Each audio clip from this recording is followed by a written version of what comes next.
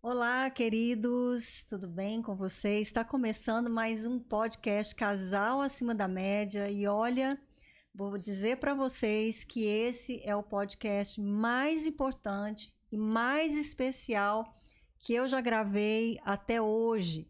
Então, para você que não acredita que é possível superar uma traição, uma infidelidade conjugal, fica aqui até o final para você ouvir essa conversa. Ou se você conhece alguém, já vai agora, copia esse link, manda para todas as pessoas que você conhece, porque nós vamos ouvir aqui um testemunho muito forte. Esse podcast vai ser algo muito poderoso aí na sua vida, na vida de todas as pessoas que você conhece. Eu estou com um casal aqui muito especial, já vou apresentar para vocês. E eu sou a doutora Gisele Lima e eu tenho esse canal para mostrar para você passo a passo o que você precisa fazer para viver um casamento de sucesso, um casamento acima da média, porque esse é o projeto de Deus para todos nós. Então, se inscreva agora aqui para você não perder nenhum vídeo, nenhum podcast. Deixa aí também o seu like para que o YouTube entenda que é relevante esse conteúdo e espalhe para mais pessoas. Então, como eu te disse, nós vamos mostrar aqui como é possível você não só superar uma infidelidade conjugal, mas passar a viver um casamento novo e melhor com a mesma pessoa. Então, vamos lá, eu estou aqui com o Pedro, a Jaqueline, eles são pastores hoje e eles vão compartilhar conosco a história de vida deles, a história do casamento deles, né, dessa adversidade, desse momento trágico, mas que eles souberam fazer como uma oportunidade de transformação, de crescimento aí na vida deles, e hoje eles podem então estar nos abençoando aqui, contando esse testemunho. Eu quero agradecer muito a vocês pela disposição de estar aqui, né, abrindo a intimidade, a vida de vocês, compartilhando conosco esse testemunho, esse depoimento que eu tenho certeza que é muito forte, pode ser muito poderoso nas mãos de Deus, para mostrar para as pessoas o quanto é possível sim superar uma infidelidade conjugal e por que nós não temos muitos casais ou não temos quase nenhum casal que se dispõe a fazer isso, acaba reforçando essa crença, né? As pessoas, como elas não veem muito, infelizmente, os casais mesmo superando, eu há quase 20 anos eu acompanho casais e eu já atendi os mais diversos casos de infidelidade, já vi centenas de superação, mas as pessoas elas não querem, né, se expor, elas não querem mostrar que passaram por isso. Então, muito obrigada de coração, né? Vou dar um tempinho aí para vocês se apresentarem um pouquinho aí para o pessoal que está nos assistindo. Eu sou Jaqueline Taumaturgo, eu sou médica, oftalmologista, sou escritora e sou pastora da comunidade cristã videira aqui em Brasília. E temos 29 anos de casamento. E pode se apresentar. Eu sou Pedro Mauro, dentista, pastor da comunidade cristã videira. E é uma satisfação da gente estar aqui, né, falando daquilo que Deus fez nas nossas vidas, daquilo que também a gente permitiu Deus fazer, né? Exato. Porque a vontade de Deus ela é soberana, mas a gente também tem que entender que temos uma atitude a exercer, né? Um posicionamento a tomar diante da vontade de Deus. Está sendo uma honra para a gente. Eu sei que momentos como esses são ímpares, né? Porque Verdade. falar da vontade de Deus, da palavra de Deus, sempre é muito bom. E um assunto desse, como você falou, que na verdade é um tabu, as pessoas têm medo de falar do que aconteceu, né? Daquilo que elas passaram, mas a gente entende que tudo na vida tem, não vou dizer que foi um propósito de Deus, mas a gente transforma aquele passado em um propósito nas mãos de Deus para operar na vida das pessoas. E eu acredito que as pessoas têm muito medo de falar porque elas ficam e focam no que aconteceu. Mas o nosso propósito, né, o que nós conseguimos transformar foi focar no que Deus fez em nós e através da nossa vida. Então, quando a gente fica focando no erro do passado, no fato que doeu, a gente acaba não reinventando a nossa história e acaba tendo medo de... A cura não fica completamente perfeita e você tem medo de se expor. Mas a gente gosta de focar no que Deus fez e ficar acreditando que Deus fará muito mais através da nossa vida. Muitas pessoas estão presas, né, aprisionadas ali.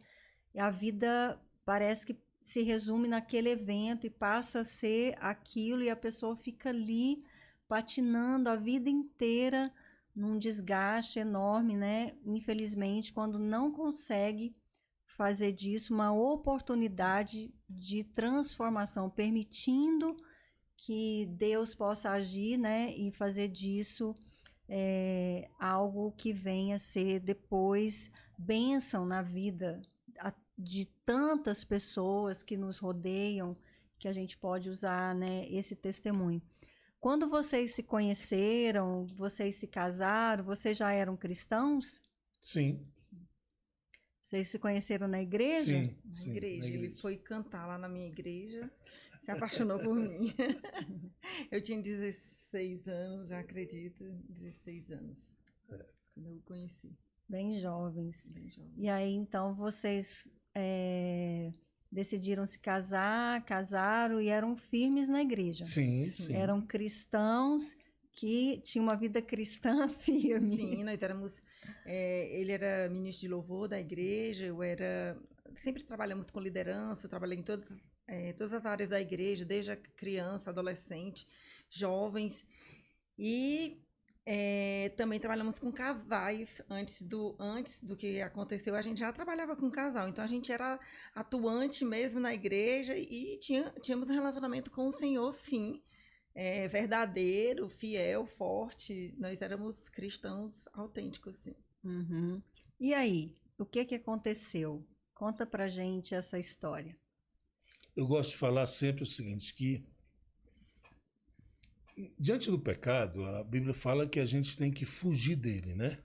Então, quando a Bíblia diz que a gente tem que fugir da tentação, é porque existe uma atitude nossa. Muitas vezes as pessoas colocam todas as culpas no diabo, na outra pessoa. No né? casamento. No casamento, isso, por aquilo, mas existe um posicionamento, sempre vou falar isso, um posicionamento diante do pecado, né? A gente, na verdade... Lógico que a construção ela não se dá da noite por dia, da noite para o dia. Ela vai sendo construída pouco a pouco, mas o diabo sempre faz da mesma forma, né? Ele vai ludibriando, e a gente vai permitindo que ele haja através das nossas vidas. A gente vai dando espaço para isso. E a Bíblia fala muito entre as escolhas, né? A bênção e a maldição vão estar sempre na nossa frente, cabe a nós decidirmos. E aí, quando a gente voltou dos Estados Unidos, ela já estava aqui trabalhando, né? Mas antes disso, importante citar assim, que a gente casou, eu tinha 23, ele 26, e com 2 anos de casado, nós descobrimos a questão da infertilidade. Isso. Que eu não podia ter filhos. E isso foi só fazendo um adendo, né, para ele aqui, isso foi extremamente desgastante no nosso relacionamento. A Jaqueline, ela grava todos os momentos, eu sou aquele... E a gente eu foquei tanto na dor da esterilidade que isso trouxe um desgaste para o nosso relacionamento muito grande. Então, eu passei a viver em função de querer estar grávida. Eu queria ficar grávida com 2 anos, e exatamente nesse período eu descobri. Logo em seguida, pouco tempo depois, eu tinha passado na seleção para estudar fora, e nós fomos para os Estados Unidos, primeiro para Porto Rico, depois para os Estados Unidos estudar. E ele foi comigo. Então, Chegou a fazer tratamento para tentar engravidar? Sim, ou o seu problema não tinha como? Sim, antes de ir fizemos, mas aí como chegou o período de viajar, e a gente não tinha tanto recurso, a gente vendeu fogão, geladeira, computador para ir morar nos Estados Unidos, porque em Porto Rico, porque a bolsa não era de um valor tão significativo, e depois a gente foi estudar nos Estados Unidos também. E aí a gente tinha acabado de chegar, que é onde ele falou, carregando, até que o tempo nos Estados Unidos foi muito bom, nós não tínhamos conflitos, mas foi se somando a infelicidade. Eu, particularmente, foquei muito na infelicidade de não poder ser mãe. Nessa impossibilidade. E aí foi quando a gente foi chegando dos Estados Unidos. Sem você estava dúvida, falando. né? Então, aconteceu um fato muito relevante, uma adversidade, Sim. né? Uma coisa, um peso muito grande mesmo. Não só para você como mulher, mas para a relação conjugal, né? Se você faz planos, você tem expectativas e de repente tudo desmorona, tudo é frustrado, né? E a gente vê o quanto também, né, as mulheres né, é doloroso essa busca, essa luta. Não, é possível, e tenta uma coisa, e são tratamentos, né, dolorosos emocionalmente, muitas vezes fisicamente. Financeiramente, é um desarranjo muito grande. A infertilidade é algo muito forte dentro do casamento. E fora que algumas pessoas associam isso à falta de fé, o demônio, está em pecado, né? Porque sempre tem aqueles que estão ao nosso redor. Ela não engravida porque ela não tem fé. É um fardo muito grande. Vocês têm algum pecado na vida de vocês, por isso que vocês não são pais ainda. Vocês não fizeram ainda tudo aquilo que Deus quis. Então, sempre tem... No meio cristão ainda tem mais esse peso. Isso, nós mais somos muito ávidos a julgar, né? E como nós éramos líderes importantes da igreja, isso era um peso que a gente carregava muito, porque eu tinha muita vergonha e eu não entendia porque que eu tinha sido uma crente obediente, uma filha obediente, né? Eu costumo dizer que minha vida era toda perfeitinha, porque eu praticava muito a questão de gostar de tudo muito no lugar, a vida tinha que ser muito organizada, as emoções, tudo muito... O perfeccionismo era bem forte em mim. Então, quando veio essa impossibilidade tão grande na minha vida, meu mundo desmoronou. E começaram essas questões emocionais, e a gente foi estudar fora, aí... Você estava falando, quando a gente voltou... Voltamos, ela começou a trabalhar lá em Fortaleza e eu não consegui emprego de imediato e ela conseguiu através... Ela foi para o Detran. Ela foi para o Detran e eu consegui no interior do estado. Era uma cidade que ficava, acho que 350 quilômetros da capital. 4 horas de viagem. Isso. E aí começa a primeira lição que a gente aprendeu. Nunca saia de perto. Né? Nunca saia de perto. É melhor estar perto, passando necessidade, do que estar longe, construindo algo que sabe que vai dar errado. Eu falo muito isso, né? Nos meus conteúdos, nos meus vídeos. Eu chamo isso de situações atípicas, que são situações de alto risco. Sim. E que a gente tem que redobrar a vigilância e a atenção quando isso realmente é necessário. Sim, lógico, existem situações quando tem uma necessidade, mesmo que seja por um período. Às vezes, um dos cônjuges quer realmente fazer um mestrado, um curso, por um período vai precisar ficar viajando, ou distanciamento físico, né? E isso é muito interessante, porque Paulo, lá em 1 Coríntios, naquela época já advertia os casais sobre a abstinência, né? O afastamento físico, porque deixa os dois vulneráveis. Exatamente. Agora, se você pega um casamento que já vem de um processo gradativo, né? De distanciamento, de afastamento, de frustração, né? Então, o risco ainda é maior. Sim, né? Então, a gente vai vendo, conforme vocês vão contando, eu vou vendo aqui todo esse processo gradativo que eu falo. Antes de uma pessoa cruzar essa linha da infidelidade, existe um processo gradativo. Na maioria dos casos. É claro que tudo tem exceção, tem casos que são exceções, Mas também na minha experiência de 20 anos, eu identifiquei esse padrão, esse processo que começa com as desconexões. Por um motivo qualquer, né? Agora, não precisa ser uma coisa trágica ou adversidade como aconteceu com vocês. Às vezes, são desconexões naturais mesmo do casamento, que acontecem em todo casamento, pelas diferenças, né? A gente, às vezes, se frustra, vai se decepcionando no dia a dia pela falta do perdão, nas pequenas coisas. O casal ele vai se desconectando e, se não for resolvido, isso vai causando um distanciamento, um esfriamento. Agora, quando tem um fator bem relevante, significativo, né, de uma dificuldade, uma crise mesmo, pela a questão da descoberta de uma esterilidade, então há uma desconexão, né? E aí isso já vinha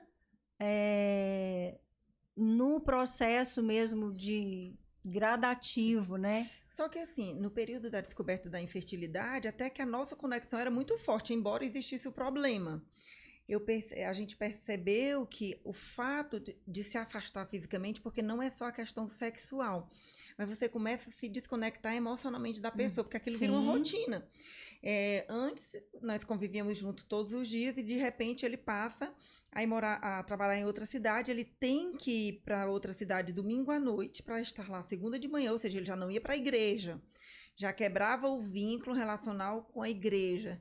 E aí passava segunda, terça, quarta, quinta, sexta, ele vinha sexta, chegava em casa sexta de tarde. Então, só passava comigo o final de semana. Você começa a perder as conexões de quando você vai resolver uma coisa, o que é que você faz? Você liga pro seu marido, você tem que resolver. Naquela época não tinha ligação de vídeo, WhatsApp, não tinha nem celular, assim, para você estar falando nos interiores, não pegava celular. Eu só conseguia falar com ele no hotel de noite, quando ele chegava do trabalho. Uhum. Então você começa, hoje até está um pouco mais acessível a comunicação, mas você já não tem mais uma resposta pronta, você tem que resolver uma coisa, você não consegue falar com a pessoa, então você começa a tomar decisões sozinha, e você começa a perceber que a desconexão começa a acontecer, até aquela, eu sempre digo que parece que aquela catraca, duas catracas quando estão rodando juntas, o sexo é importante para fazer rodar, elas rodarem alinhadas. Quando você começa, se afasta sexualmente e depois começa a estar distante fisicamente, essas catracas começam a perder o time correto, a conexão. E elas começam... Não consegue mais girar. Exatamente. E aí, quando chegava no final de semana, o que acontecia? Discussões, até porque você começava a não estar mais na mesma vibe que a outra pessoa estava. Você não está mais na mesma sintonia. Semana toda? Ficava a semana toda fora? De domingo à noite à sexta. Semana toda. Então, aí quando chega, a gente só despeja, né? Só despeja. Só despeja porque é o estresse acumulado, né? A falta de apoio, da própria companhia, né? E aí, no primeiro ano, no começo, ele terminava o trabalho, ia pro hotel, 5 horas, esperava eu chegar em casa do trabalho, 8 horas, a gente se falava, dava boa noite, dormia e pronto. Só que aí começou no primeiro ano, no final do primeiro ano, já estava o quê? Quando dava de noite, já tinha amigos na cidade, já chamava para ir para um churrasco, já começava uma rotina que não era dele, amigos do mundo, do trabalho, e aí começou a mudar o padrão. O ciclo de convivência. E aí começaram a entrar a quebra dos princípios, né? Que você começa a achar que é tudo normal. E aí foi quando aconteceu. E o grande problema a Bíblia tem limites, né? A palavra de Deus, ela impõe limites na vida da gente. A questão é quando nós colocamos os nossos limites acima dos limites da palavra de Deus. Quando a gente começa a falar assim, isso aqui não é pecado não. Isso aqui não é... Não, isso aqui é exagero da palavra. Não, que é isso? Isso não vai acontecer, não. Então, quando a gente começa a ter a nossa própria interpretação daquilo que nós podemos ou não fazer e não lançar mão do que está na palavra, né? A gente começa agora a abrir espaço para o inimigo. Exatamente. Abrindo concessões. Você começa a flexibilizar. Exatamente, flexibilizar a palavra de Deus na vida da mas gente. é parte desse processo do distanciamento. Exatamente. A gente vai ficando vulnerável, né? E aí, estando vulnerável, você começa a se expor. Exato. Só isso aqui não tem Você problema, começa só uma vez. a arriscar e você começa a Isso. ultrapassar limites, né? E a gente sabe que existe um inimigo Sim. também, né, das nossas almas, que não vai perder a oportunidade Com de certeza. distorcer, Com certeza. porque é a estratégia que ele usa desde o princípio, né? Não é bem isso que está escrito, não é isso que vai acontecer, Exatamente. né? Não, você não vai morrer por causa disso. E então, assim, eu vejo na história de vocês muitas coisas que eu também vi em muitos casos, assim, grande parte dos casos, e por isso eu sempre falo e construí esse processo, né?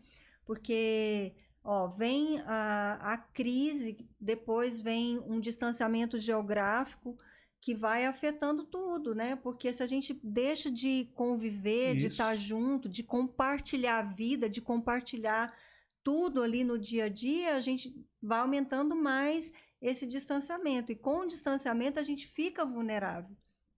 E aí você citou, né?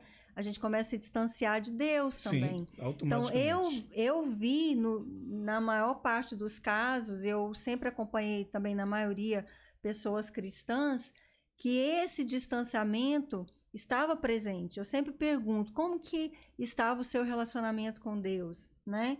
E eu sempre identifiquei que havia naquele momento ali da queda um distanciamento também de Deus, né? Da comunhão, muitas vezes, da igreja, o ciclo de amizade, que dos princípios mesmo, você falou muito bem.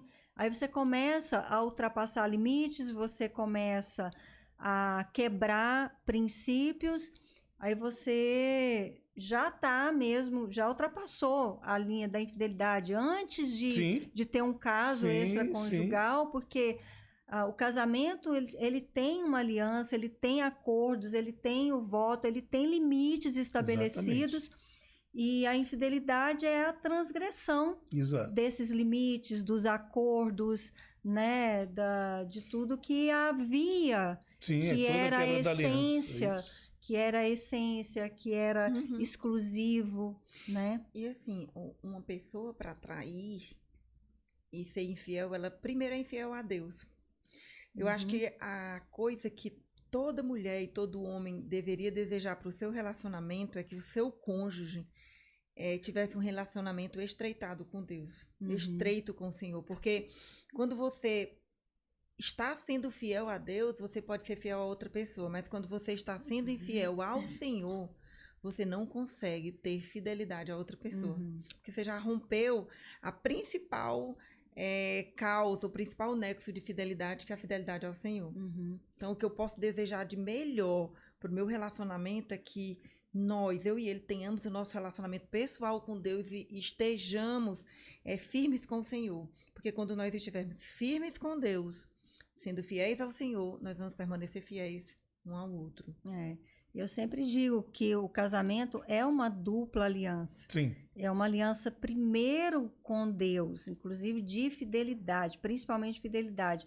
E é esse relacionamento de fidelidade com Deus, só reforçando o que você falou, é o que sustenta também a minha fidelidade, é o que me dá capacidade, me capacita, né, de sustentar a fidelidade com o meu cônjuge. Então, quando a gente rompe com Deus, é mais provável, a gente está muito mais vulnerável e suscetível a romper também, a quebrar a confiança, a nossa fidelidade, né, com o nosso cônjuge. Então, a gente pode até dizer aqui para o pessoal que está assistindo que uma das coisas que você pode fazer para evitar uma infidelidade conjugal, passar por essa dor que é tão devastadora no seu casamento, é se aproximar de Deus e trazer o seu cônjuge para perto de Deus, como você falou, né, Jaqueline?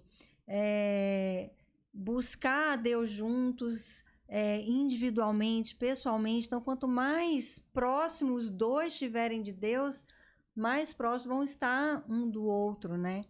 Já fica aí uma dica já para evitar essa dor chegar aí no seu casamento, né? Mas, então, continua aí contando E aí, a história. como você bem frisou, né, o ato sexual fora do casamento, ele não começa na cama, ele começa bem antes, né? Uhum. Quando eu me vi já me deitando contra a mulher, logo depois eu mesmo contei para Jaqueline. Uhum. Né? Eu mesmo contei, porque eu vi que era uma situação que não estava correta, estava errada, mas eu contei já para sair de casa. Você estava É. totalmente mergulhado Sim, na fantasia. envolvido, exatamente. Enfeitiçado, na verdade. O engano acho que é a palavra mais certa, né? O engano, ele é capaz, assim, de fazer você acreditar que aquilo é tão real. Uhum. E ele dizia, Gisele, quando ele saiu de casa, ele chegou para mim, ainda passou um mês ali, mas foi muito difícil. Óbvio que eu percebi ele um pouco diferente, ele bem diferente, aliás, antes dele contar. Mas, assim, quando... Gente, eu me perdi o que falar. Não, você falou que a gente estava em casa, mesmo em casa, você me sentia diferente e tal, que eu falava que não foi no ato, foi uma construção e tal. Não sei o que continue que eu já lembro, pode continuar aí que eu lembro já. Já você vai lembrar. Mas voltando só para o que eu quero frisar aqui. Mesmo estando enfeitiçado, a gente tem o poder da decisão. Né? Boa eu palavra. lembro muito bem no dia que eu contei para ela, saí de casa. Quando eu cheguei no interior, eu fui para uma pizzaria que eu sempre ia, né? E chamei, Zé, coloca uma cerveja. Ele, doutor, o senhor não é crente? Não, mas quem está pagando é você ou eu? Né? E naquele instante eu disse assim, o que é que eu vou fazer agora? Porque logo depois que eu traí a Jaqueline, com um mês depois a moça caiu fora. Né? Uns 3 meses. Foi 3 meses? Né? Porque, pronto. Um tempo depois, ela caiu fora. Né? Aquilo que parecia aquele encanto, aquela coisa toda, né? Uhum. O pai dela estava lá, separando apartamento e tudo, e de repente ela olhou para mim, não quero mais não. Noite pro dia. Aí eu cheguei no interior e disse assim, meu Deus, agora, o que é que eu faço? A mulher que eu amo, que é minha esposa, não vai me querer de volta, a igreja a qual eu era líder provavelmente vai me julgar e tal, e a pessoa com quem eu me deitei não me quer mais. Aí vem uma escolha, né? Ou eu volto para reconstruir, ou eu continuo o caminho da desgraça. E aí, a vergonha, tudo, medo e tal, e eu resolvi continuar o caminho da desgraça. Uau. Né? Como você falou, as decisões. Né? A gente meu pastor fala muitas vezes assim, existem momentos que o diabo fica assim, meu Deus, eu não fiz. Meu Deus, o diabo não vai dizer isso. O diabo diz assim, eu não fiz isso aí foi você que fez, né? Uhum. Ele fica só aplaudindo porque são decisões nossas. É responsabilidade. Isso, exatamente. A gente quer transferir, né? Para a circunstância, para o casamento. Isso. Então, muitas vezes, quando eu estou aconselhando alguém, eu levo a pessoa a entender isso. Uhum. Que aquela escolha é a escolha dele. Por mais adversidade, por maior problema que seja, por maior envolvimento do diabo em toda e qualquer situação como tem, a escolha sempre vai ser dele. Isso que você está falando é tão importante a gente frisar aqui, né? Porque as pessoas podem entender que tudo que a gente está falando, tá vendo? Teve um problema sério, né? Depois teve o distanciamento geográfico, então as coisas foram contribuindo como se justificasse. Sim. Uhum. E isso que você está falando é muito importante, porque você está afirmando assim, não justifica. Não justifica. Eu sempre tive a oportunidade Sim, de escolher, exatamente, de decidir, de cortar pela raiz, né? De voltar e retomar o meu casamento. Então, existe sim um processo gradativo que se a pessoa entender e ela perceber, ela pode interromper, exatamente. Né? Mas não justifica, porque não vai ter justificativa nunca. Sempre vai ser uma escolha pessoal. E o que eu estava falando era assim, que o engano ele é tão forte, ele é tão sério, assim, quando a pessoa começa a romper o relacionamento com Deus e dar a voz à carnalidade, às coisas do inimigo, ao erro, que ele acredita que aquela fantasia, começa a viver a fantasia, é a verdade absoluta da vida da pessoa. Sim. Então ele dizia com todas as letras, inclusive ele conversou com o pastor e dizia assim, eu posso não ficar com essa daqui, mas com a Jaqueline eu não volto nunca mais. Eram as palavras dele. Então assim, eu tinha todos os motivos para acreditar que aquilo ali era o fim completo. Nós tínhamos nessa época 5 anos de casado, de casamento, e eu estava vivendo aos 20, casei muito nova, aos 28 anos de idade, uma separação, a infertilidade e a separação por conta de uma traição, e com essa realidade, parecia que eu era algo assim que não prestava. Eu fico com qualquer outra, mas com ela eu não volto.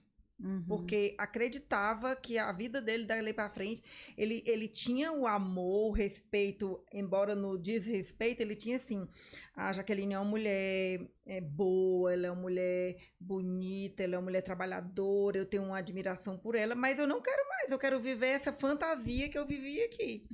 Quando rompe o relacionamento, ele diz assim, poxa, isso aqui era só uma fantasia. E eu poderia estar com a minha esposa, mas ela não vai me querer mais. Então, assim, o medo, a vergonha, do julgamento, de tudo fez o que ele tomou a decisão de permanecer. Que ele poderia ter dado um fim. Não, mas essa história se estendeu por 4 anos.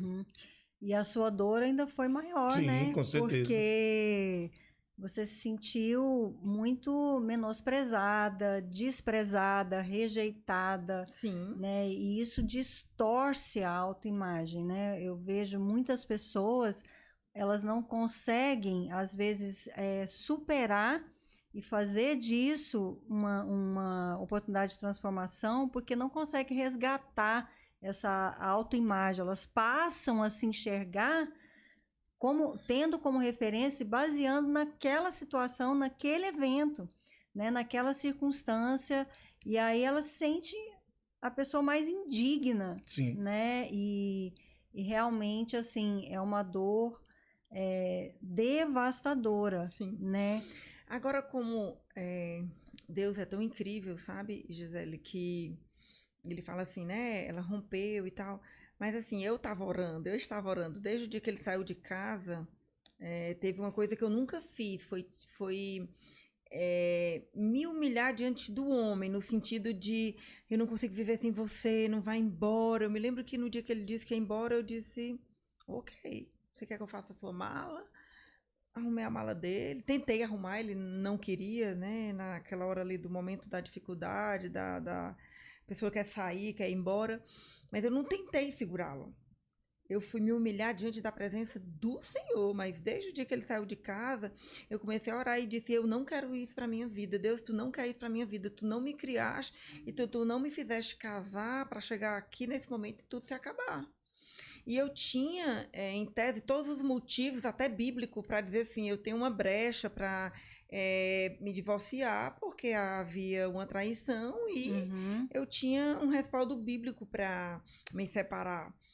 Mas algo entrou no meu coração de uma forma assim tão profunda, de que eu dizia assim, eu quero ser discípula de Jesus, eu quero transmitir Jesus ao mundo, eu preciso ser diferente. Quantas Amém. vezes eu já tinha trabalhado com casais, tinha feito, ministrado casados para sempre, e eu dizia assim, poxa vida, eu vou ser hipócrita se eu simplesmente olhar para essa circunstância e dizer, não, agora é comigo, então. Quantas vezes eu tinha lutado pelo casamento dos outros, não, agora é comigo, então, agora eu chuto o balde, vou viver aqui a brecha que a Bíblia dá. Eu dizia assim, Jesus, eu quero te agradar, eu quero ter o coração de discípulo, porque no princípio não foi assim.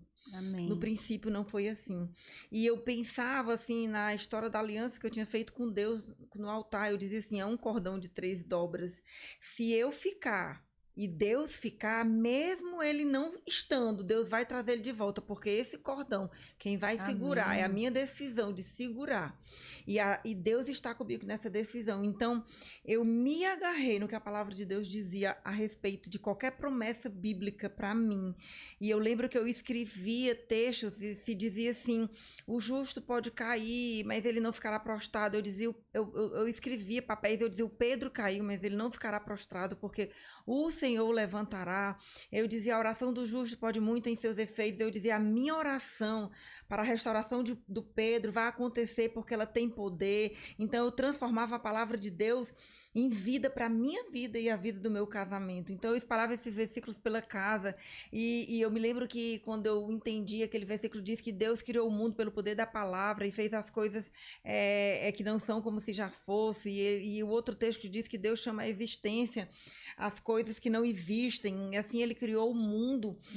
Tem outro texto também que fala sobre isso. Paulo fala e eu dizia assim, Deus, então eu vou chamar a existência o que não existe. Eu colocava, parecia coisa de louca, eu colocava na mesa o jogo americano, eu morava só, e eu me mantive sozinha no apartamento e eu botava o jogo americano do meu café e botava o dele e dizia, Deus, muito obrigada, porque um dia ele estará aqui comigo outra vez. Que lindo. Eu arrumava o quarto, eu botava a toalha dele no banheiro, botava o lençol da cama e dizia, muito obrigada, Deus, porque um dia ele estará aqui outra vez. Então, assim, eu tomei a decisão, porque eu vejo que muito nesse meu tempo também de aconselhamento de mulheres que estão passando por separação, elas dizem assim, mas ele não quer, ele tá vivenciando tá vivendo com outra e tal. E eu digo assim, sim, mas tem você, e se você se posicionar em Deus, existe um poder na oração, existe um poder na palavra, e Deus é aquele que muda o coração do homem. E Provérbios fala que como Provérbios 21, que como ribeiros de água, assim, o coração do rei nas mãos do Senhor, a tudo quanto quer o inclina.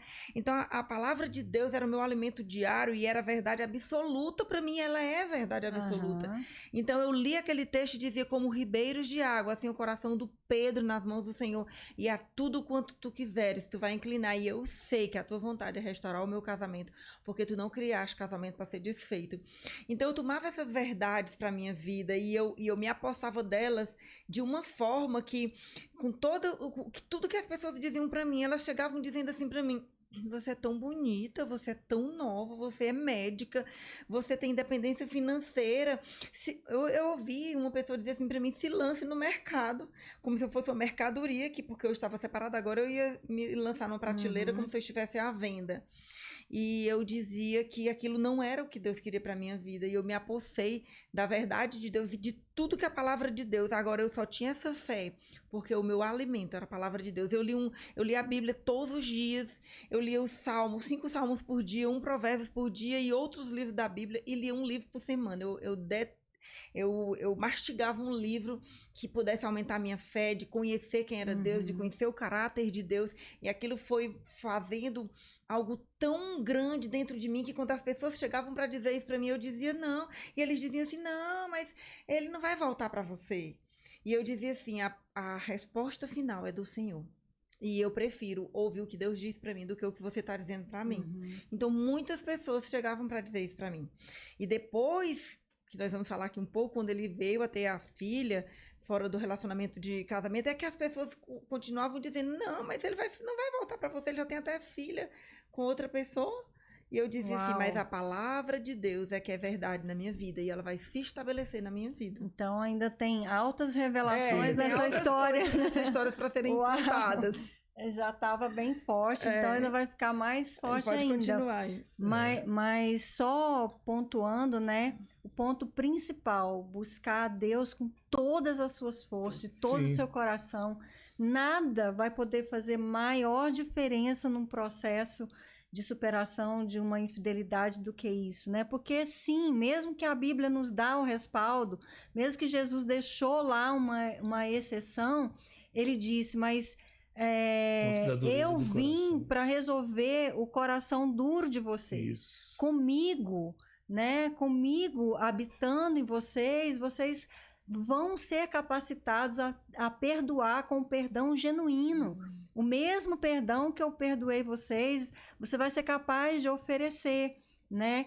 Então, eu sei, é muito duro, é muito difícil mesmo, tem que ter fé, tem que ter convicção mesmo e clareza do que a gente quer, né, para a nossa vida, onde eu quero chegar. Não, eu quero os planos de Deus, eu quero o projeto de Deus para minha vida, e eu creio, né, que não é isso que Deus tem para mim, e que Deus, ele é capaz de nos levar a restaurar. Então, é muito difícil a pessoa ter essa espera.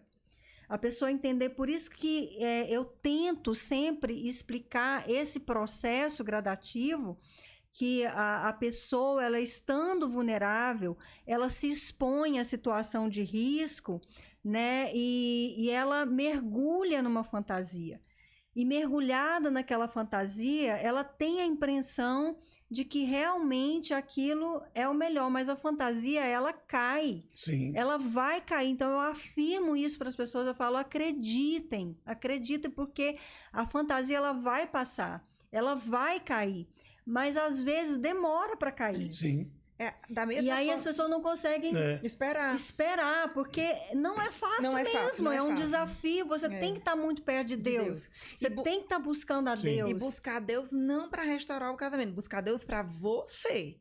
Porque assim, muitas mulheres Exatamente, se é para frustram. você ter essa convicção. Exatamente, e ter a voz de Deus. E conseguir esperar, ter essa força de esperar esse tempo. Porque eu vejo assim que muitas mulheres, ou é mais comum na mulher, correm para Deus no momento da separação, e aí levou um tempo para destruir o casamento, e da noite pro dia quer que aconteça assim. Claro que Deus tem poder para fazer, mas existe dentro da relação coisas que precisam ser trabalhadas dentro de nós. Pedro costuma dizer que ele voltou para outra mulher, ele não voltou para a mesma mulher.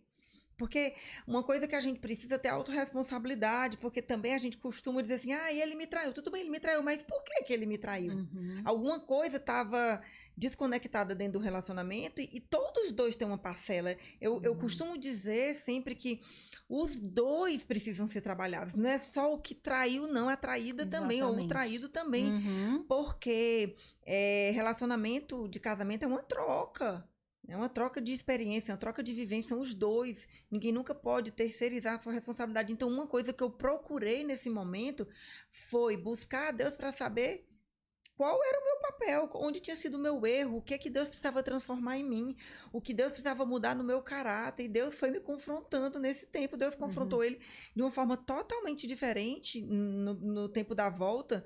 Essa separação que durou 4 anos, não foi da noite para o dia. Então, assim, e reconstruir é mais difícil do que construir. Se você vai pegar uma casa e vai fazer uma reforma nela, tem que tirar os entulhos, botar a coisa nova. Já para construir é muito mais fácil. Uhum. Você não tem que derrubar a parede, não, você vai só edificando, é diferente. E eu entendo que nesse processo, uma das partes tem que permanecer firme.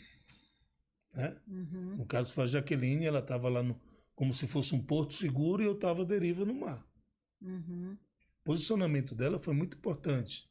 E depois de 4 anos, que eu já estava a minha filha já tinha 2 anos de idade. Tem que contar que teve uma filha, né? Nesse espaço de 4 anos, eu tive uma filha. Ele se relacionou com outras mulheres. Você continuou no mundo, afastado, né? Exatamente. Afastado de Deus, continuou. Você tinha dito antes que você decidiu continuar naquela vida que você estava levando, e você se envolveu com outra pessoa. Outra mulher, outra jovem na época, e tive um filho com ela. Né? Uma filha com ela. A gente não era casado, tal, tive um filho com ela e passei a morar com ela.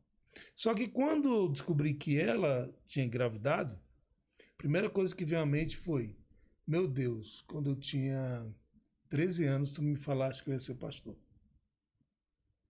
Como é que vai ser agora? Aí eu corri para casa do meu pastor. Cheguei lá 3 horas da manhã. Esse ele é afastado da igreja, viu? Aí toquei na campainha: pastor, o senhor nem sabe. Aí ele: eu sei, ela tá grávida, né? Como é que o senhor sabe? 3 horas da manhã na minha casa. O que é que eu faço, pastor? Eu disse: volte para casa. Volte para sua mulher. E a minha filha? Não, Deus vai cuidar. E voltei. Só que, mais uma vez, eu voltei não arrependido. Eu voltei com medo de não realizar o propósito de Deus na minha vida. Uhum. Existem 2 diferenças. O medo de você não realizar. O remorso, né? O remorso e o arrependimento de você não realizar. Genuíno. Uhum. Aí voltei para casa e fiquei mais 1 ano. Ficou 1 ano em casa. Dentro desses 4 anos... 1 ano não, foi 9 meses, né? Foi um ano. Ele passou 1 ano e meio, mais ou menos, fora. 1 ano e 3 meses, 4 meses. E aí volta para casa. Exatamente, eu capotei o carro, foi e ela grávida. E aí ele, nesse susto todo, ele voltou para casa. Mas foi o pior ano da minha vida. Porque ele estava dentro de casa, mas ele não estava em casa. Emocionalmente estava lá. fora. Voltou na ambivalência, né? Na ambivalência. Ainda Então, quando a neném ambivalente. nasceu, ele passou pouco tempo. Ele saiu exatamente quando ela tinha 6 meses. Ele saiu de casa a segunda vez. Então, não foi a segunda vergonha que eu passei. Na frente da igreja, na frente das pessoas. E, gente, totalmente foi uma dor dobrada. Muito forte. A Muito história de forte. vocês é realmente muito forte. Aí voltei, né, lá pra... E vamos ser honestos, né? O filho pesa muito, Sim. Muito. né? Sim. E aí eu me sentia mais humilhada, porque aí nesse momento eu sempre pensava assim, ele agora não está me deixando por qualquer motivo, ele está me deixando por conta da criança. Eu me sentia mais inferiorizada por conta da esterilidade. Até que um dia eu estava orando e Deus falou muito comigo. Muito comigo. E Deus falou assim pra mim, porque eu fiquei louca pra ficar grávida. Eu queria disputar com a pessoa que estava grávida. E Deus falou pra mim assim, você não é seu útero infértil. Você não é esse útero. Você, Jaqueline, sua identidade não é a sua infertilidade. Uau, Eu me lembro claramente quando Deus ministrou isso ao meu coração. Desse dia em diante, Deus me curou. Ele já tinha saído de casa a segunda vez, já era pai da neném. E eu simplesmente, com o coração, assim, num dia de restauração com Deus, eu e Deus sozinho em casa, eu ouvi a voz audível de Deus falando pra mim, você não é um útero infrutífero. Você pode frutificar de muitas outras formas, apesar de ter uma esterilidade física. E aí Deus curou o meu coração completamente. Até porque muita coisa ainda ia acontecer nesse processo. Pode continuar. E vale ressaltar que antes de sair de casa, quando a gente morava em Orlando, nós fomos para um seminário para brasileiros, lá na cidade de Orlando, na igreja do irmão do Benny, William Rim. E quem estava pregando, eu não lembro, pregador muito famoso. E eu estava... David Robson, né? David Robson. Acho que era isso. Tava eu, a Jaqueline aqui e mais 2 casais no banco. Só tínhamos esses 3 casais nesse banco mais afastado. E na segunda fila. E ele passava e falava assim, gente, eu não consigo passar dessa segunda fila. Escuto voz de criança. Aí voltava. Na quarta vez ele parou no banco do meu lado assim. Disse assim, gente, eu não consigo mesmo. Existem 3 mulheres que não podem ter filhos aqui. E eu queria orar pelas 3. Ele era muito movido por curas. E onde é que estavam as 3 mulheres? Todas juntas. Todas juntas. A gente não conhecia os 2 casais que estavam do nosso lado. Estavam as 3 mulheres ali. Só tinha nós 3 naquele banco.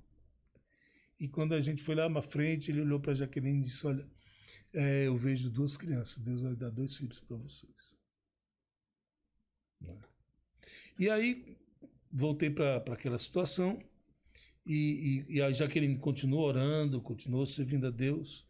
E teve um dia que foi muito crucial.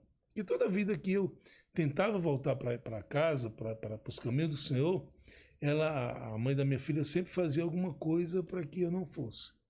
Né? O diabo, ele não sabe o futuro, ele pressente, né? Ele não sabe o que vai acontecer comigo.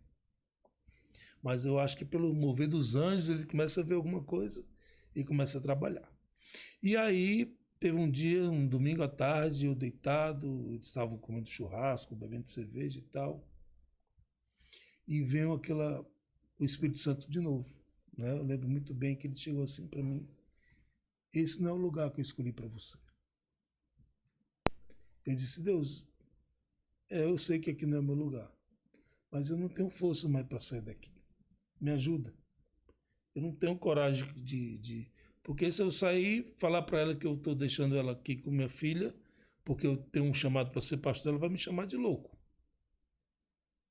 Aí ele disse, deixa comigo. Né? E aí eu falei para ela, Aí eu liguei para a Jaqueline. Aí você começou a jejuar. Eu comecei a jejuar. Eu jejuava... O dia inteiro. Só que sem ela saber. Né? Por que você está jejuando? Aí eu não queria falar o motivo. E eu passei, acho que 1 mês jejuando. Eu falo, porque eu sou muito ruim de tempo. Não importa tanto. Então eu passei um bom tempo jejuando, até que um dia eu tomei a decisão, liguei pro meu pastor. Disse, pastor, assim, eu vou voltar para casa, estou arrependido, de Só fato. que você começou a ter uns sonhos. É. Ele sonhava comigo todo dia ele deitava, cochilava, sonhava comigo. E aí ele sonhava comigo, me envolvendo em outros relacionamentos, aí ele começou a ficar pirado. E aí o amor foi voltando, e ele foi enxergando tudo, parece que ele foi tirando todas as máscaras, o jejum foi quebrando aquilo que ele estava preso de uma forma que ele, não, eu preciso voltar para minha casa, eu preciso voltar para ela, porque então eu vou perder ela. E ele começou a ficar perturbado com isso. Aí numa sexta-feira, eu disse, pastor, marca uma reunião, um encontro. E ela não queria ir, lógico, né? Estava sofrida e tudo mais. Aí ele falou, Jaqueline, vá que acho que agora é diferente. Aí eu fui na casa dele, me ajoelhei na frente dela. Nesse dia Deus falou para mim que ele estava diferente. Existia um arrependimento, né? Na oração, no choro dele. E aí eu contei todos os meus pecados, orei ali rapidinho, contei todos os meus pecados e disse assim, pastor, domingo à noite eu vou voltar, eu vou para a igreja. Aí ele anunciou na igreja. Eu ia para a igreja. Para as pessoas próximas, né? Que a gente... Quando foi domingo à tarde, a mãe da minha filha me convidou para ir para a igreja. Você vê, né? Aí tá bom. Eu não fui para a igreja do meu pastor, fui para essa outra igreja. Cheguei lá, o pastor começou a pregar. Pregou sobre Pedro. Porque Pedro negou Jesus 3 vezes, mas Pedro isso, Pedro aquilo, tal. Mas a primeira pessoa que Jesus avisou da ressurreição dele foi o próprio Pedro. E eu disse, meu Deus, e agora? Eu passei a noite toda escutando Pedro. E na hora do apelo ele não chamou os desviados, né?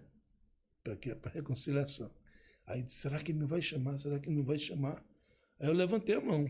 Aí ela olhou para mim arregalada, com os olhos grandes. Onde é que você vai? Eu vou me reconciliar. Aí quando eu fui lá na frente, o pastor, uma alma para Jesus. Eu disse, não, pastor, eu estou desviado, quero voltar para a casa do Senhor e tal.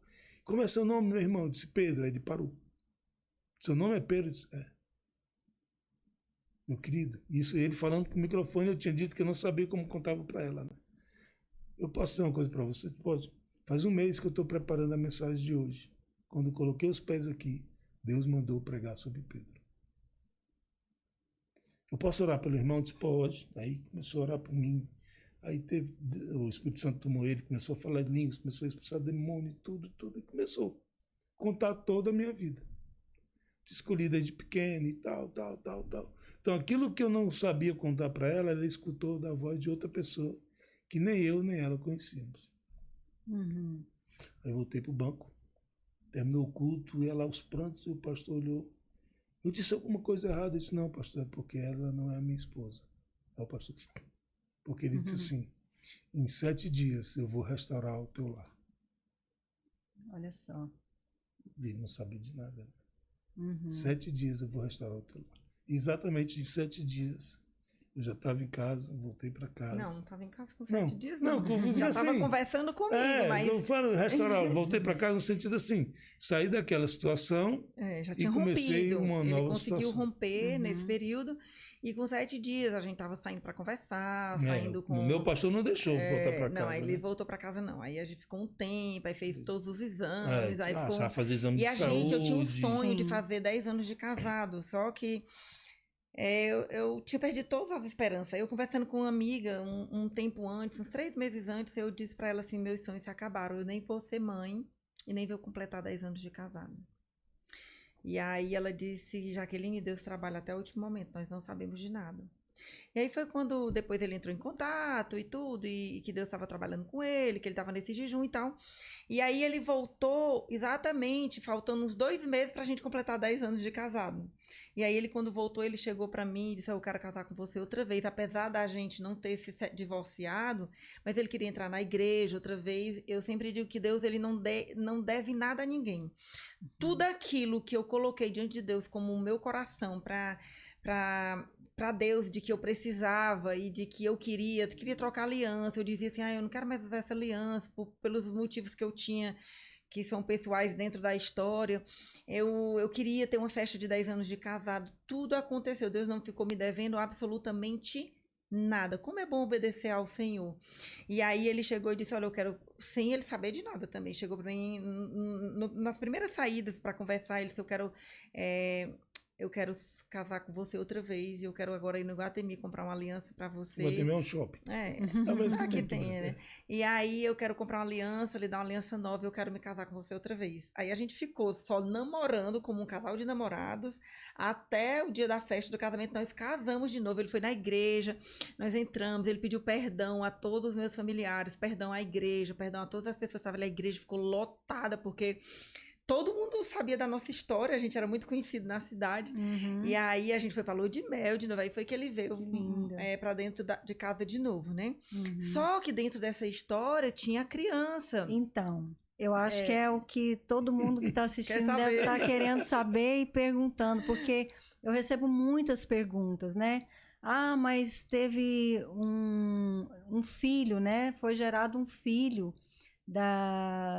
do caso extraconjugal, e aí, agora não tem jeito, aí não tem jeito, as pessoas falam muito, né? E no caso de vocês foi gerado uma criança, uma filha, né?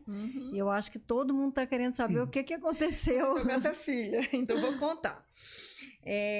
A princípio, ele voltou para casa e ele teve que ficar 1 ano sem ver a filha, porque os conflitos, a mãe não permitia, e aí a gente teve que entrar na justiça pedindo direito de visita, até que saiu, e a gente passou a conviver com ela.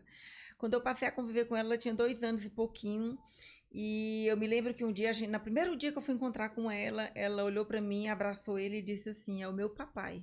Como se estivesse dizendo assim, ele é meu pai, não é seu. Naquela hora o Espírito Santo disse para mim assim: não dispute, são amores diferentes. E eu respondi imediatamente para ela: é o seu papai. Deixei ela aproveitar o dia com ele e fiquei ali à disposição, e eu tomei uma decisão de amar aquela criança. E aí toda vida que ela ia lá para casa, pequenininha, ela tinha uns cabelos muito grandes, cacheadinho, e eu pegava a boneca da Ana Paula, que a Ana Paula Valadão lançou naquele DVD da Princesa Linda, daquela música.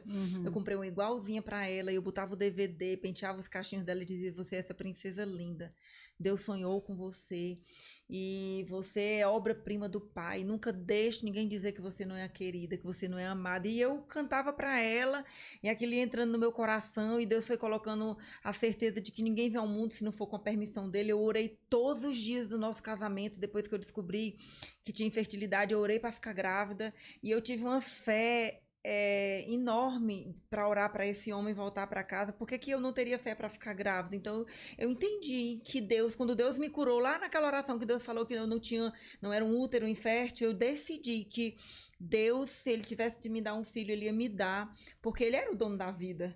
E eu não precisava me desesperar por aquilo, eu já tinha feito tantos tratamentos e eu não ia mais me desesperar por aquilo. E eu depositei naquela criança todo o meu amor de mãe para ela. Eu decidi amar. É uma decisão. A Anaís passou a conviver comigo, ela é minha princesa linda, realmente, ela tem hoje 20 anos, e ela passou a conviver pouco a pouco na minha casa, e aí foi crescendo, e depois ia toda semana, e depois queria ficar mais dias, e depois foi crescendo, e com 8 anos ela aceitou Jesus comigo, e Deus falou assim para mim: esse é o meu presente para você, é um troféu que eu estou lhe dando, tinha que ser com você. Numa conversa que eu tive com ela, numa oração que eu fiz com ela. E aí nosso relacionamento foi ficando muito estreito e muito lindo, de muita confiança, de muita cumplicidade. Ela é uma princesa, ela é minha filha. Eu digo isso com todas as letras, eu digo isso diante da igreja. Às vezes, quando a gente dá testemunho, eu chamo ela e digo: eu quero dizer que você... Da última vez eu disse até assim: você não tem o taumaturgo no seu nome, mas um dia eu vou querer mudar o seu nome para botar taumaturgo no seu nome. E ela passava as férias todas lá em casa, e aí começou a passar metade da semana lá em casa, e a guarda foi ficando compartilhada, e ela foi se envolvendo nas coisas da igreja, e ela já pedia: tia, vem me buscar na quarta-feira, e aí quarta-feira eu pegava ela passava quinta, sexta, sábado, domingo, só queria ir embora segunda, até que quando ela fez 15 anos... eu ia fazer uma festinha para ela queria viajar para os Estados Unidos, e aí eu decidi fazer uma festa, sempre chamei a mãe dela, e ela disse: não, a gente já se falava pontualmente, quando necessário, e naquele dia ela disse assim: não, mas hoje eu vou fazer um jantar para ela, eu quero que você venha aqui. E aí naquele dia, que foi um dia lindo, ela me chamou no final da festa, quando todo mundo foi embora, e ela disse assim: eu quero lhe pedir perdão por todo o mal que eu lhe fiz. Eu já pedi perdão a Deus, mas eu preciso pedir perdão a você. Eu preciso ouvir que você me perdoa. E foi um momento muito especial, eu, ela e a filha. A nossa filha, ela disse, a minha filha é sua filha. Ela tem 2 mães. Ela lhe vê como mãe, ela lhe vê como ela ama você. Eu falei para ela que já tinha perdoado ela desde o princípio, então eu não poderia ter amado a filha dela, né? E aí, hoje, já tem alguns anos que ela mora com a gente, ela decidiu morar com a gente. A gente se mudou de cidade, ela veio embora com a gente morava em Fortaleza e nós viemos para Brasília para implantar. Depois de tudo isso, nós fomos consagrados a pastores, que nós não éramos pastores, e aí nós fomos enviados para Brasília de forma voluntária para ajudar a implantar a igreja da comunidade cristã videira em Brasília. E ela veio com a gente, ela mora com a gente, é nossa princesa linda, eu apresento para todo mundo como minha filha. E quando ela tinha 5 anos de idade, né, voltando porque eu não falei, foi colocado um presente lindo na nossa casa, que foi o Levi, foi colocado na porta da nossa casa, deixado num dia de sábado, que foi uma alegria tremenda, e realmente eu tenho 2 filhos, como foi profetizado, sendo que de forma totalmente atípica que eu esperava ter no mundo.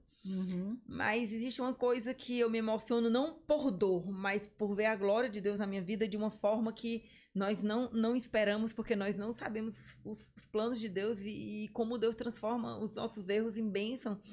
E quando eu estava escrevendo um livro, eu tinha muita vontade de escrever, mas eu não tinha muito tempo, e agora depois de 20 e tantos anos eu decidi escrever, e eu escrevi em 2020 o livro A Arte de se Reinventar, dê um novo significado à sua vida.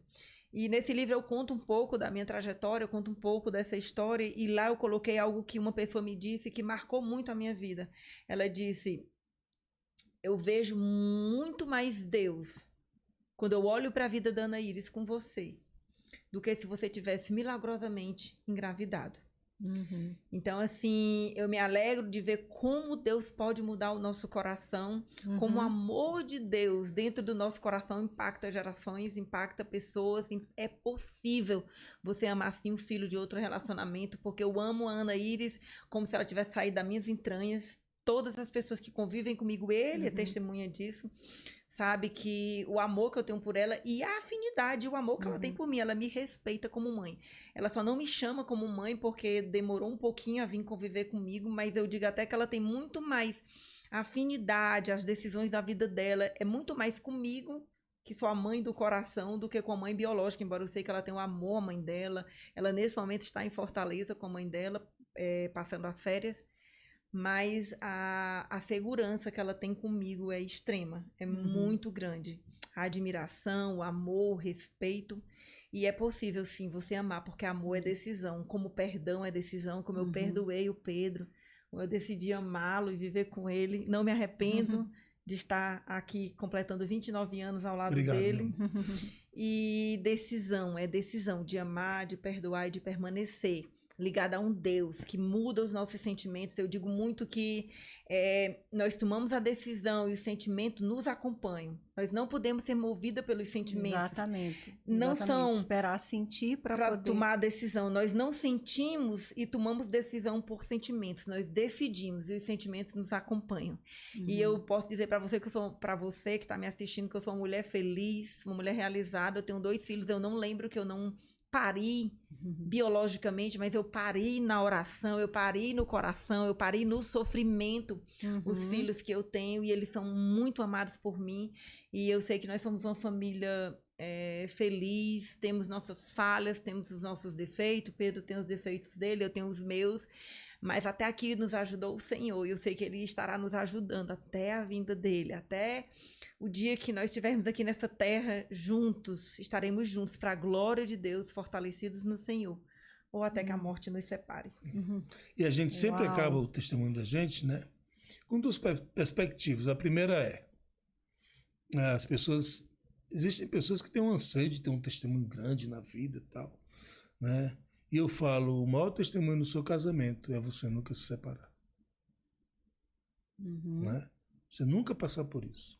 Essa é a nossa experiência, Deus tratou na vida da gente assim, mas você não precisa passar por isso. Verdade. Né? E aqueles que estão passando, a gente fala, confie, se entregue a Deus, Acredite no que está escrito na palavra, porque tudo é possível ao que crê.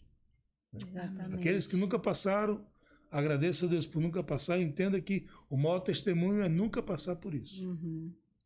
Né? Uau! Eu, como disse, né, já acompanhei tantos casos de infidelidade, mas é uma das histórias mais fortes, mais lindas que eu já ouvi. Me emocionei muito aqui, várias vezes, né? Me arrepiei também várias vezes. E eu vejo, assim, o verdadeiro cristianismo, né? Porque ser cristão tem a ver com Cristo, tem a ver com ter como alvo se parecer com Cristo, né? Amar o próximo como Cristo ama, perdoar como Cristo perdoa, servir o outro como Ele serviu. E é possível sim, mas é possível quando a gente recebe desse amor, como você buscou tanto, sempre buscou, né? Você se encheu desse amor de tal forma que transbordou de uma forma, né, assim, incrível, maravilhosa, né? Então, fica aqui esse depoimento tão lindo, tão forte, para que as pessoas vejam que é possível, sim.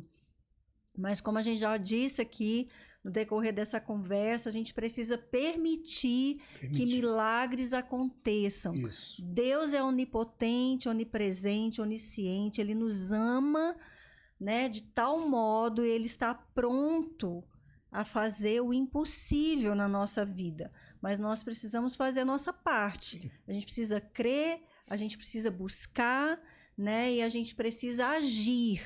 A gente precisa se posicionar de forma firme, né, e agir.